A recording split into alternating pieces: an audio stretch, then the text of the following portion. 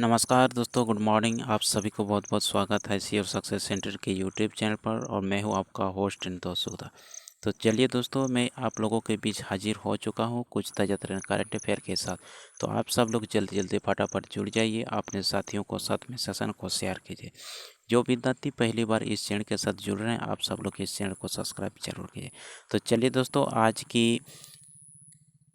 की ताज़ा तरीन करंट अफेयर की ओर चलते हैं। और तो आज का ताज़ा तरीन करंट अफेयर ये रहा।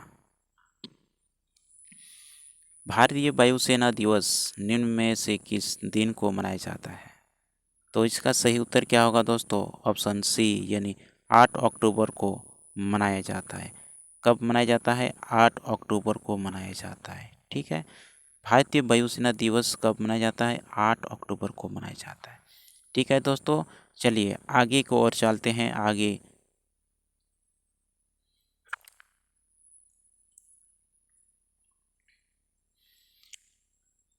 देश में हर साल 8 अक्टूबर को भारतीय वायुसेना दिवस मनाया जाता है। वायुसेना दिवस के मौके पर संदर्भ परेड और भव्य एयर शो का आयोजन होता है। 8 अक्टूबर 1932 को वायुसेना की स्थापना की गई थी, इसलिए हर साल 8 अक्टूबर को वायुसेना दिवस मनाया जाता है। देश के स्वतंत्र होने से पहले वायुसेना को रॉयल इंडियन एयरफोर्स कहा जाता था। आज़ादी के बाद सर थॉमस डब्ल्यू एल्महर्स्ट को भारतीय वायुसेना का पहला चीफ एयर मार्शल बनाया गया था। ठीक है, चलिए नेक्स्ट सवाल की ओर चलते हैं। अगला सवाल है, हाल ही में भारतीय महिला पहलवान ने हरियाणा के खेल और युवा विभाग में उपनिषद पद से इस्तीफा दे दिया है। इसका सही उत्तर क्या होगा दोस्तों? इसका सही उत्तर होगा ऑप्शन ए, बबीता फोगाट। कौन इस्तीफा दे दिया है? Babita Phogat. Option A is correct answer. ठीक है, चलिए नेक्स्ट थोड़ा सा इसके आगे हम लोग समझते हैं। भारतीय महिला पहलवान बबीता फोगाट ने हाल ही में हरियाणा के खेल और युवा विभाग में उपनिदेशक पद से इस्तीफा दे दिया है। बबीता फोगाट प्रख्यात कुश्ती कोच महावीर फोगाट की बेटी है। फोगाट परिवार हिंदी फिल्म दंगल की सफलता के बाद देश के घर घर में मशहूर हो गया था। जो फोगाट बहनों के जीवन पर आधारित है। बबीता फोगाट राष्ट्रमंडल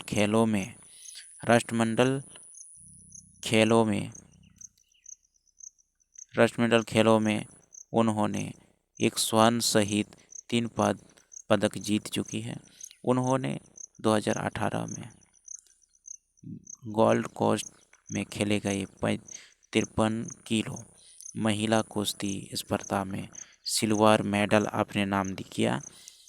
उन्होंने इससे पहले वर्ष 2014 में ग्लासगो में आयोजित खेलों में उन्होंने स्वर्ण पदक जीता था, जबकि 2010 में दिल्ली में हुए राष्ट्रमंडल खेलों में रजत पदक उन्होंने जीता था।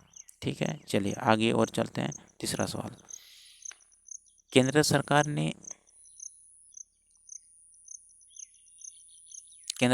ने 15 अक्टूबर से कितने फीसदी जनता के साथ सिनेमा घर खोलने की इजाज़त दे दी है? तो इसका सही उत्तर क्या होगा? ऑप्शन 3 का सही उत्तर क्या होगा? और क्वेश्चन 3 का सही उत्तर क्या होगा? ऑप्शन बी यानी 50%।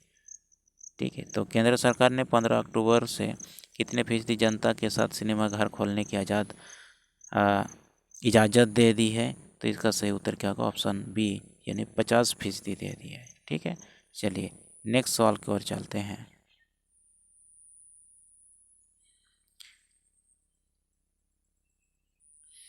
केंद्र सरकार ने 15 अक्टूबर से देश में सिनेमा हॉल, थिएटर, मल्टीप्लेक्स 50% क्षमता के साथ खोलने की इजाज़त दी है।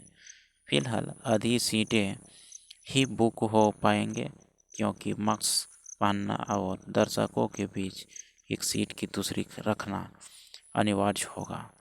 सूचना और प्रसारण मंत्री प्रकाश जावड़ेकर ने हाल ही में सिनेमाघरों के लिए नियमों की घोषणा की। इसके अनुसार फिल्म शुरू होने से पहले दर्शकों को कोरोना से बचाव के बारे में जागरूकता फैलाने वाली 1 मिनट की एक फिल्म भी दिखानी होगी। ठीक है, चलिए प्रश्न संख्या 4। यूजीसी ने हाल ही में देश के कितने विश्वविद्यालयों को फर्जी घोषित किया है? कितने घोषित किया है? इसका सही उत्तर क्या होगा? ऑप्शन सी, यानी कि 24 विद्यार्थियों को फर्जी घोषित किया है। ठीक है, चलिए इसका डिस्कशन को देखते हैं थोड़ा सा आगे। यूजीसी ने हाल ही में 24 विश्वविद्यालयों को फर्जी घोषित किया है। आयोग की सूची के अनुसार इसमें सबसे ज़्यादा संस्थान उत्तर प्रदेश और उसके बाद राष्ट्रीय राजधानी नई दिल्ली में है। यूजीसी की इस फर्जी विश्वविद्यालयों की सूची में शामिल 8 संस्थान अकेले उत्तर प्रदेश में हैं। वहीं राजधानी दिल्ली में ऐसे 7 और उड़ीसा और पश्चिम बंगाल में 2-2 संस्थान हैं। इसके अलावा कर्नाटक, केरल, महाराष्ट्र, पुडुचेरी, महाराष्ट्र के एक फर्जी विश्वविद्यालय है। ठीक है, चलिए इसके आगे थोड़ा सा हम लोग डिस्कस करते हैं। आगे 5वां प्रश्न स्क्रीन पर आ चुका है। ठीक है, 5वां प्रश्न क्या है? हाल ही में अमेरिका के किस मशहूर सिंगर का ये 80 वर्ष की उम्र में निधन हो गया? इसका सही उत्तर क्या होगा? इसका सही उत्तर होगा ऑप्शन ए, यानी कि जॉनी, क्या है? जॉनी नेश ने। ठीक है, जॉनी नेश ने मशहूर सिंगर। ठीक है, चलिए इसके डिस्क्रिप्शन क्या है? आप इसके डिस्क्रिप्शन दे रखा है दोस्तों, देखते हैं। अमेरिका के मशहूर गायक जॉनी नेश का निधन हो गया। जॉनी नेश की उम्र ये 80 वर्ष की उम्र में ये निधन हो गई। उन्होंने अपने बेहतरीन गानों से लोगों के दिलों में अलग जगह बना ली थी। जॉनी 1950 से लेकर 1986 तक काफ़ी सक्रिय रहे थे और 36 साल के अपने करियर में जॉनी ने कई यादगार गानों को अपनी आवाज़ दी और कई खिताब भी अपने नाम किए। जॉनी ने अपने करियर का आखिरी गाना 1986 में गाया था। ठीक है, चलिए इसका आगे क्वेश्चन की ओर चलते हैं। आगे क्वेश्चन क्या है? 6ठा प्रश्न। केंद्र सरकार ने हाल ही में किसे आरबीआई का डिप्टी गवर्नर नियुक्त किया गया है? तो इसका सही उत्तर क्या होगा? इसका सही उत्तर का option D, M Rajeshwar Rao को उन्होंने डिप्टी गवर्नर के रूप में नियुक्त किया गया है। ठीक है, चलिए इसका डिस्कशन को देखते हैं थोड़ा सा आगे हम लोग।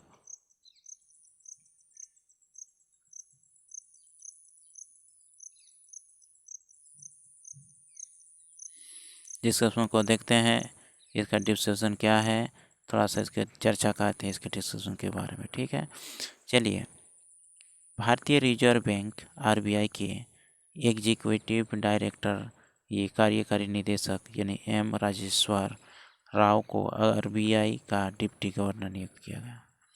राव आरबीआई के चौथे डिप्टी गवर्नर के तौर पर एन.एस. विश्वनाथ की जगह लेंगे।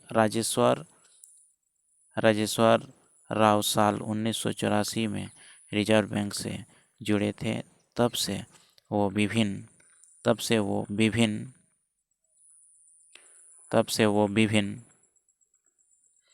पदों पर अपनी सेवाएं दे चुके हैं। उन्होंने साल 2016 में रिजर्व बैंक के कार्यकारी निदेशक के रूप में कार्यभार संभाला था। वर्तमान में वो आरबीआई में ये आंतरिक ऋण प्रबंधन, वित्तीय बाजारों के संचालन, अंतर्राष्ट्रीय और सचिव विभाग के प्रभारी हैं। ठीक है, चलिए प्रश्न संख्या 7। केंद्र सरकार ने 3 प्रतिष्ठित अर्थशास्त्रियों असीमा गोयल, जयंत आर वर्मा और किसको एमपीसी के सदस्य के रूप में नियुक्त किया गया है? तो इसका सही उत्तर क्या होगा? ऑप्शन बी, यानी कि शशांक भिंडे को।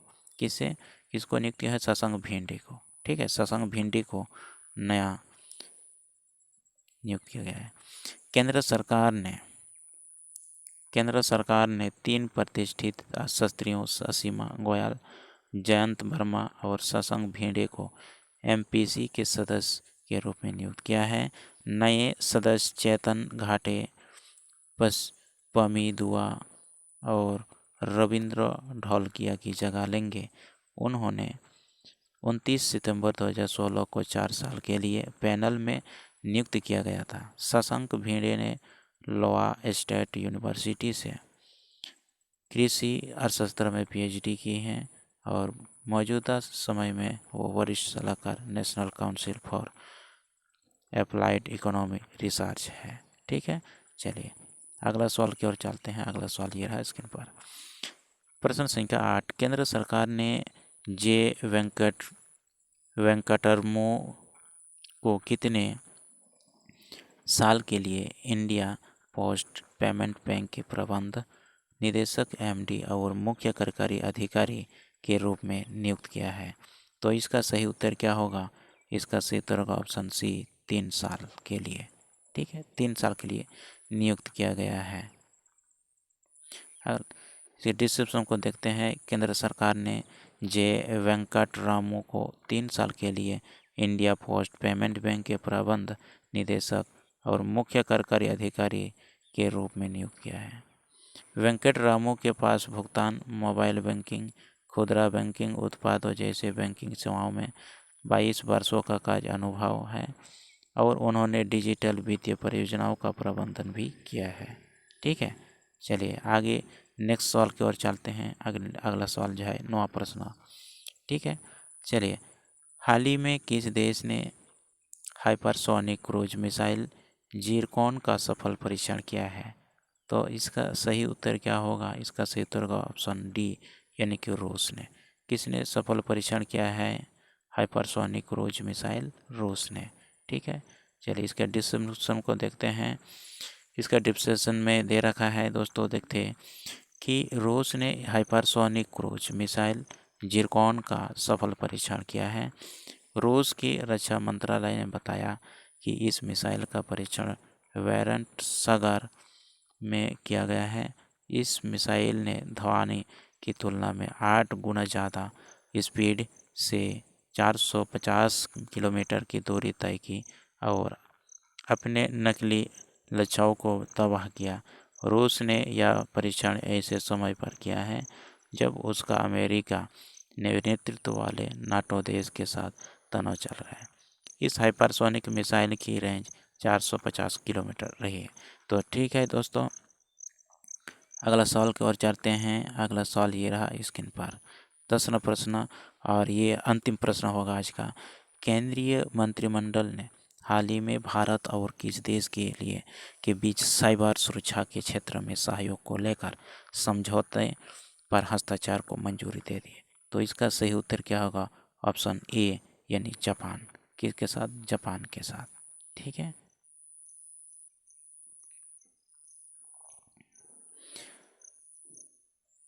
केंद्रीय मंत्रिमंडल ने हाल ही में भारत और जापान के बीच साइबर सुरक्षा के क्षेत्र में सहयोग को लेकर समझौते एमओ पर हस्ताक्षर मंजूरी दे दी है और बयान में कहा गया है कि समझौता आपसी हित से जुड़े क्षेत्रों में सहयोग को बढ़ावा देगा।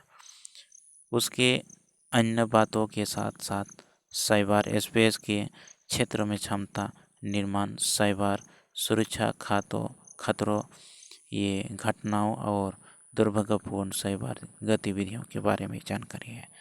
तो ठीक है दोस्तों, ये 10वां प्रश्न मैं लेके आया था आप लोगों के बीच। तो आप सब लोग इसी तरह से सेशन को शेयर करते रहिए और अपने साथियों को ये ज़्यादा से ज़्यादा फैलाइए, शेयर कीजिए और सब्सक्राइब जरूर कीजिए। ठीक है दोस्तों, चलिए आज का इतना ही। आज हम लोग सेशन को समाप्त करते हैं। Thank you very much. जय झारखंड।